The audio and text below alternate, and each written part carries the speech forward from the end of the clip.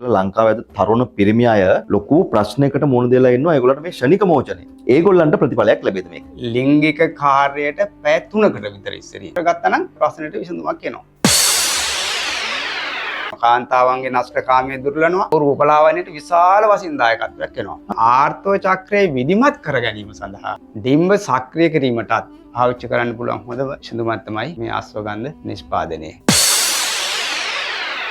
ලිංගික ආසාවන් මොලේට නැත්නම් බ්‍රේන් එකට එන්නේ නැහැ.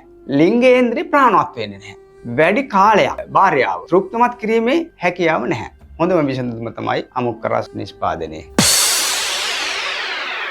කිසිම අතුරු ආබාධයක් නැහැ කියලා පොරොන්දු වෙන්න පුළුවන්ද? පුළුවනි. කිසිම අතුරු ආබාධයක් නැහැ. මේක මේ ඖෂධයට සීමා වෙච්ච දෙයක්. මේ සෙන්කඩ ගල නැචරල් ප්‍රොඩක්ට් ගුණාත්මකව නිෂ්පාදනය කරන කතාව ඒක අපි හොඳට දන්නවා.